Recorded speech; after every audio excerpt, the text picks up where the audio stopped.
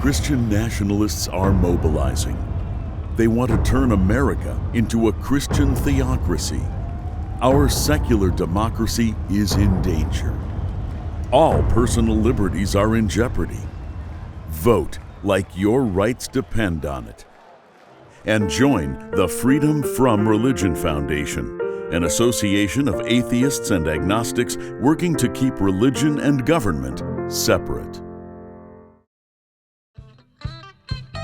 If you find yourself to be a resident of the Capitol or of the City Hall, as governor or mayor or as president, get off your knees and get to work. Hello and welcome to The Secular Advocate.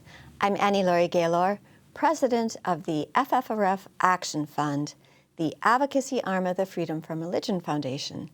This week we are reviewing the threat to America, free thought, and state church separation posed by Donald Trump's 2024 presidential bid. We know you, our viewers, are aware of these dangers, but memories fade, and we've amassed the Freethinkers case against Donald Trump. Joining me from Washington, D.C. is FFRF's Governmental Affairs Director, Mark Dann. Good to see you, Mark.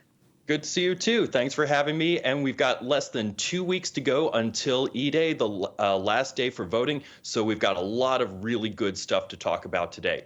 And as folks may know, The Secular Advocate is a production of the FFRF Action Fund, a 501c4 organization that advocates for legislation, regulations, and government programs to preserve the constitutional principle of separation between religion and government. It also secures the right of non-believers and publicizes the views of elected officials and candidates affecting those constitutional rights. So let's start by watching FFRF Action Fund's original video highlighting some of the many alarming statements Trump has made to pander to Christian nationalists and tear down the wall of separation between religion and government. Our allegiance is to our country, and our allegiance is to our Creator.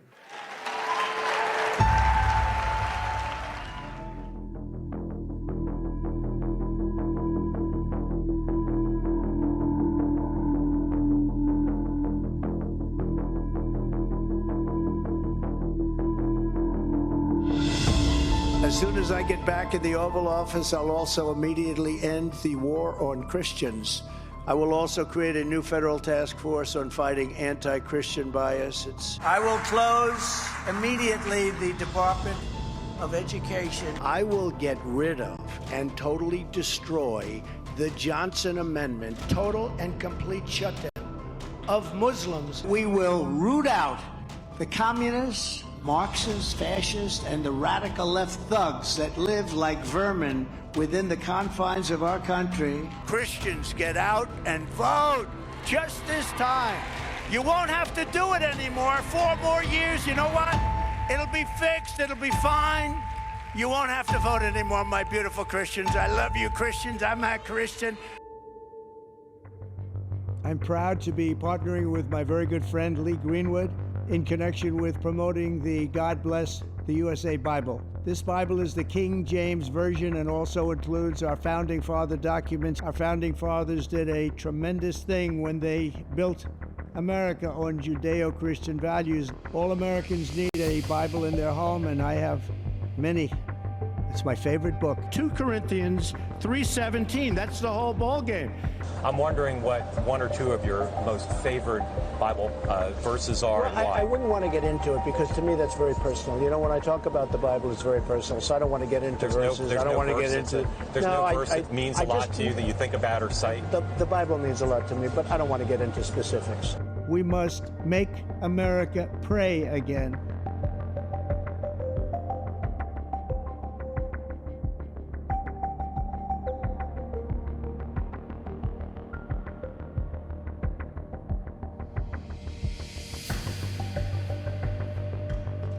To demand that Congress do the right thing and only count the electors who have been lawfully slated. 2024 is our final battle. I wanted to stand up to the communists, the Marxists, the atheists, and the evil and demonic forces that want to destroy our country. I will continue to fight against the demented late-term abortionists in the Democrat Party who believe in unlimited abortion on demand and even executing babies after birth. God created two genders. I will implement strong ideological screening of all immigrants. If you hate America, if you want to abolish Israel, if you don't like our religion, then we don't want you in our country, and you are not getting in. In America, we don't worship government, we worship God. Our rights are not given to us by man. Our rights come from our Creator. God has now spared my life. It must have been God. Thank you. Project 2025 includes a massive overhaul of the federal government as we know it. The Supreme Court just ruled the president has absolute immunity for core constitutional powers.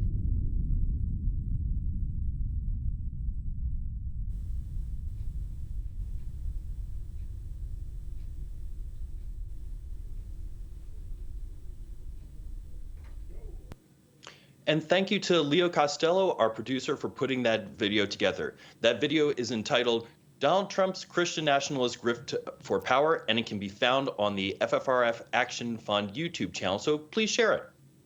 So FFRF Action Fund issued an editorial, a very thorough editorial this week called Trump, a Menace to Our Secular Nation and Freedoms. In it, we noted that Trump is the leader and chief instigator of the Christian nationalist political movement in the United States.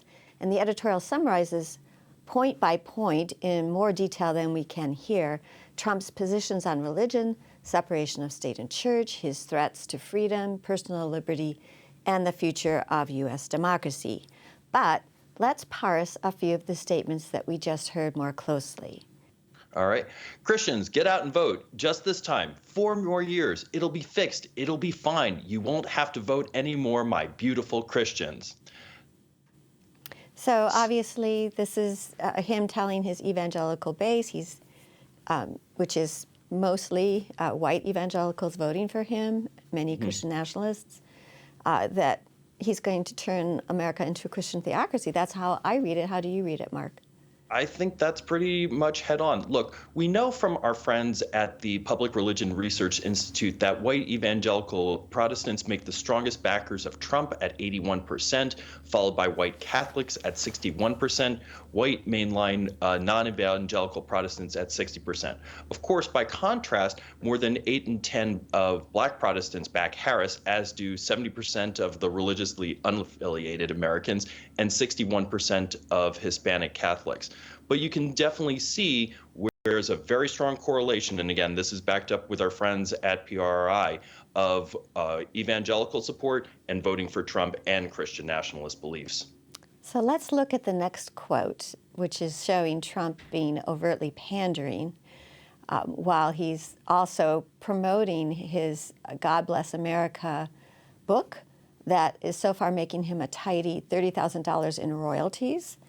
This is the Trump Bible, and this is royalties going to him as a business person. This isn't a campaign thing. And of course, you know that the Trump Bible is something that they may try to adopt in Oklahoma, where the Christian National Superintendent there is trying to put a Bible in each classroom and asking for bidding wars. So any other reaction, Mark? Yeah, and I think what's really interesting about this is very much a direct marriage between fundamentalist Christian beliefs and the idea that the United States is a country that is founded on Christianity, that the founders were Christian, and that the real religion of America is a very fundamentalist strain of Christianity. So I think that's what also this is a very blatant Christian nationalist method and idea that people who hold fundamentalist Christian beliefs have the right to dominate over all. And so let's look at that next quote. No one will be touching the cross of Christ under the Trump administration. I swear to you. So clearly, again, this is Trump pandering and going full bore on Christian nationalist ideas. And as we talked about a little earlier, is the idea that fundamentalist Christians have the right to dominate everyone. and everyone knows their place as long as fundamentalist Christianity is on top. And so we saw a preview of what Trump wants to do in his first administration with his Supreme Court appointments of Kavanaugh, Coney Barrett, and Gorsuch, as well as lower court judges such as Matthew Kacsmaryk, who has been instrumental in efforts to ban mifepristone. So this next quote is really disturbing because it shows Trump scapegoating and threatening atheists, lumping us together with, for bizarre reasons, arsonists, in saying he's a warrior in a righteous crusade to stop us. So it is not just undocumented immigrants, LGBTQ plus Americans, pregnant persons who are at risk under another Trump presidency. It is also non-believers. Clearly. And we have another graphic here. And we must make America pray again. So we know that within the first 72 hours of a Trump administration, he'll issue a sweeping executive order that will grant vast religious exemptions to government and private entities. Basically, these entities will be able to ignore civil rights protections while claiming a religious exemption. We know this because Trump already tried this in his first administration, and it's pretty explicit in Project 2025. Since his first administration, he's been aided by a very friendly judicial branch, as we talked about earlier, such as rulings on 303 Creative and Bremerton v. Kennedy, which will allow him to justify and weaponize greater religious exemptions. And I should also point out that he has said you won't be able to enter this country if you're not our religion, you know, as in against Muslims, or if you don't back Israel. So he's made, you know, it's very clear his bans are going to go into effect. And now we have another graphic that really is a slam against state-church separation, showing his quote here, "We don't worship government, we worship God." Well, who is the we there? You know, the we, the people, includes almost 30% of us who are religiously unaffiliated. So it's pretty clear under a Trump administration, because we do have an extremist Christian majority on the high court, thanks to his 3 appointments, that he and Christian nationalists will be targeting our public schools, not just to abolish the Department of Education, but to abolish more than 75 years of very explicit Supreme Court precedent, shielding this captive audience we have of young school children from being indoctrinated, being subjected to religious rituals in our public schools. So that is very concerning. Yeah, and I think a big part of that is, we already saw this in his first administration, is that he has been very explicit in earlier executive orders, regulations that would enable things like the Civil Rights Division at the Department of Education to aid school districts that want to have forced prayer in schools because they're expressing a religious belief, or be able for students to get credit and time to attend religious services. So again, yes, it's his presidency, but it's also enabling the departments to really take action on his very, very radical ideas. And of course, he wants to have universal vouchers, which would be the death knell of our public schools. Yeah. So let's look at the next quote. So we'll restore, the timeless truth that God created 2 genders, male and female. What do you think about that, Mark? Well, I mean, as Kamala Harris would say, same old Trump tired playbook. And so, look, here's the idea, is that he's using religion against non-binary and trans individuals. He weaponized this idea in his first administration by banning transgender service members from the military. And according to the Human Rights Campaign, Trump went against the expert advice of military leadership, medical authorities, budget analysis, and 70% of Americans and the armed forces of allied countries. So this is all to enact his weird views on American life. And capitulating to the Christian nationalist view on LGBTQ plus individuals. Making America weaker in our military, in our preparedness, as we continue to face more threats from China, Russia, and also Iran. So the idea of restricting people who want to serve the country doesn't make a whole lot of sense to me. Or targeting a very vulnerable minority. Absolutely. So I think we do have another video that shows how Trump has leaned into his delusional thinking. Do you want to say more about that, Mark?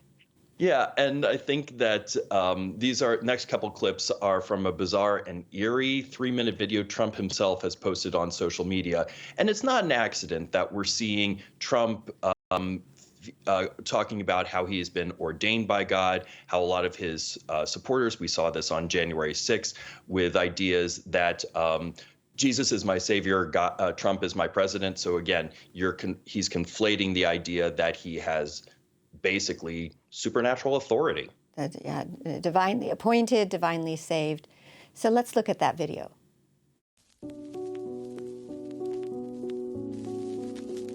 And on June 14th, 1946, God looked down on his planned paradise and said, I need a caretaker. So God gave us Trump. God said, I need somebody willing to get up before dawn, fix this country, work all day, fight the Marxists, eat supper, then go to the Oval Office and stay past midnight at a meeting of the heads of state. So God made Trump. I need the most diligent worker to follow the path and remain strong in faith and know the belief of God and country. Somebody who's willing to drill, bring back manufacturing and American jobs, farm the lands, secure our borders, build our military, fight the system all day, and finish a hard week's work by attending church on Sunday. So this is almost like a Saturday Night Live skit, because he so patently does not work like that. He doesn't get up early. He doesn't stay late. You know, we all know his work habits. But what a bizarre, as you say, video. Yeah, it's just straight up weird. And out of all the Sundays, he's not in the pew asking God for forgiveness. I mean, that's pretty explicit on there as well. So, and I think that we've seen this is that we all know Trump, not a very religious guy. And yet here we are. But he's been able to really tap into a lot of pre-existing fears and ideas that Christian nationalists have been able to rally around, and he's been able to move forward on it, which is pretty crazy stuff. And then let's look at this graphic that he was promoting when he went back to Butler, PA, with the Archangel Michael, and with a bloody, or very bloodthirsty Bible verse attached to it. Defend us in battle. So this is part of this whole Christian nationalist spiritual warfare language that is so frightening. Yeah, it's just kind of weird and creepy. I mean, on this as well. So definitely, I mean, he's seeing that there's gold in this, and that is a very disturbing idea when you think about what's at stake, whether it's our courts, our rights, separation of church and state, which has served us all extremely well. And Trump, he's been very explicit that he wants to overturn this. And again, some people say, oh, he's just, blabbering and he's kind of just a heel or something along those lines. But he has a track record. He already did a lot of this stuff. He gave us a sneak preview. And now with Trump v. the United States, which gives him immunity, he's got more favorable He has more favorable court cases under his belt. He has more unified control of the Republican Party. So a lot of the guardrails that were there are going to be gone if he is elected. Well, and he also showed us with the election denial and what happened on January 6th. He started his presidency with that. Everyone was shocked at his inaugural speech where he talked about American carnage in the streets, which wasn't happening. But it was happening by the end of his term. We saw the carnage at the Capitol. So everything he threatens, it's like projection, very, very concerning. So we do not want another January 6th. Yep. So I just kind of like to sum up, in conclusion, were Trump to again be elected president, our freedoms, our very democracy will be in mortal danger. He's racist, sexist, he's anti-LGBTQ rights. He's told at least 35,000 documented lies. He's a convicted felon, 34 counts. He's running for office to shut down prosecutions and sentencings, knowing that he'll have the blessing of our U.S. Supreme Court with its outrageous immunity ruling. It's all self-interest. And everything he says will happen if Democrats win, democracy will be destroyed. We won't have a country anymore. May actually happen if he is elected. We know that from Project 2025. He calls the press the enemy of the people, but he is the enemy of the people. There is no war against Christians, but Trump plans a war against the First Amendment, separation of state and church, and true religious liberty. And he has left a stain on the federal judiciary that's going to take more than a generation to erase. He has allowed a second whack at the presidency. The chaos, the corruption, the harm to our civil liberties, to our secular constitution would be unthinkable. And if folks want more details, a summary of his actions as president and what he's vowing to do are fully documented. So check out FFRF's Action Fund's editorial against Trump under the news section. And if that doesn't convince you or folks you know, give us a call. We'd love to hear where we missed. So enough about Trump and why the Americans who value our secular democracy must oppose him. Let's turn to something nicer. Mark, how about who we should vote for? All right. Well, without exception, honestly, on the federal level, vote blue no matter who for our issues. And clearly the choice for us in this race is Kamala Harris for president. FFRF Action Fund has given her an unqualified endorsement. And there's a lot of great things to vote for her for. So she's committed to defeating Project 2025. She's been a protector of the First Amendment throughout her career as a prosecutor and Attorney General of California. As a U.S. Senator, she sponsored the Do No Harm Act to limit the application of the Religious Freedom Restoration Act, and that's going to protect key civil rights. Kamala Harris has been, as a senator, co-sponsored the Women's Health Protection Act, which would codify Roe v. Wade nationally, and she's a major backer of the Equality Act that'll give LGBTQ plus citizens equal standing in society, finally. So there's a lot of great things that she will do. She will appoint judges who will honor the separation of church and state instead of destroy it. And there's a lot of good stuff here. Kamala Harris became the first ever vice president to make an official visit. Do you remember that, Mark, to an abortion clinic? Mm-hmm. And she's been simply outspoken as senator, as vice president, and as a presidential candidate in her support for women's rights to choose. In her debate with Trump, she went on the defense about his role in overturning Roe versus Wade. She lamented the chaos of the Dobbs ruling that chaos it's had on individuals in so many states. She exposed his lies. She's a true advocate. Yeah, absolutely. And she's been an advocate for LGBTQ plus rights starting way back when she opposed Prop 8 in California while campaigning for Attorney General. And as mentioned earlier, she's committed to passing the Equality Act and making sure things like a transgender ban in the military are a distant memory and will not be repeated. So we have to remember that the two most important influences of the U.S. president are to set up the tone for the nation and to make federal judiciary appointments. We've just reviewed the tone set by this malicious mendicant running as a GOP for president. Kamala Harris wants to move forward, take our nation forward, set the right tone, make the right judicial appointments. We urge you to vote for her, to vote like your rights depend on it, because they do. And if you need information on voting, registering, where and how to vote, check out ffrf.org/vote, a page FFRF Actions Fund, our parent organization FFRF, has put up. And again, it's ffrf.org.vote. And you can find out everything you need to know. And if you'd like to see the federal, state, city, county, and school board endorsements that FFRF Action Fund has made this year, you can also find that at ffrfaction.org under the Endorsements 2024 tab. And that wraps up this week's episode of The Secular Advocate. If you want more information about FFRF Action Fund, check out our website at ffrfaction.org. Please become an advocate. Consider making a donation also to help us defend America's secular principles. See you next time on The Secular Advocate.